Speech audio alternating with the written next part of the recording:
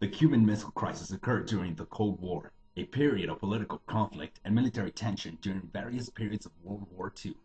During the Cold War, Russia and the United States were in arms race. The United States had missiles capable of reaching Europe, whereas Russia's missiles were not capable of reaching the United States.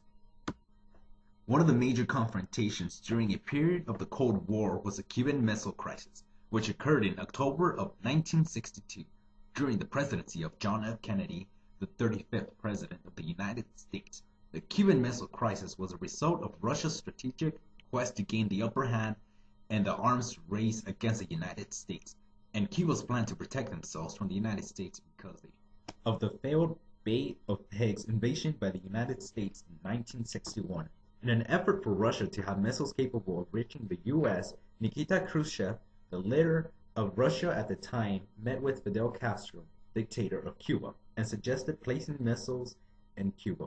Castro agreed to this plan. In September of 1962, Russia secretly began to build bases in Cuba for a number of intermediate-range ballistic missiles that had the ability to hit most of the continental U.S.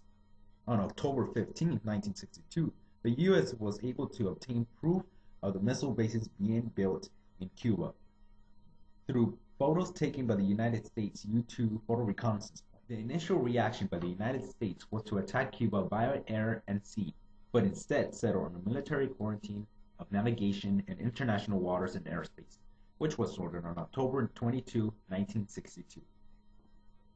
The United States demanded that Russia discontinue building any such bases, dismantle any existing military bases, and remove all offensive weapons.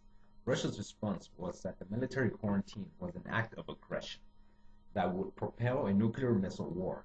Basically, the Russians threatened to start a nuclear missile war.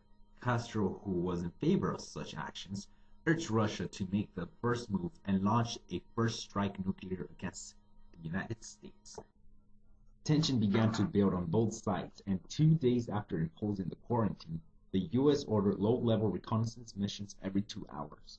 On October 25, 1962, the U.S. pulled the quarantine and raised military readiness to DEFCON 2. On October 26, 1962, Russia showed a sign of waiting to compromise by sending a letter to the United States proposing the removal of Soviet missiles and personnel if the United States agreed not to invade Cuba. However, on October 27, 1962, a U-2 was shut down over Cuba, and the U.S. received a letter from Khrushchev demanding the removal of the U.S. missiles in Turkey in exchange for Soviet missiles in Cuba. Finally, on October 28, 1962, tensions began to ease and the confrontation ended when Russia reached an agreement to dismantle the installations in Cuba and return all offensive weapons to Russia, in exchange for the U.S. agreeing not to invade. Although the Cuban Missile Crisis itself was a short-term conflict occurring within a 2-week period, it was a major crisis during the Cold War that has gone down in history as the time when the U.S. and Russia became closest to a nuclear war.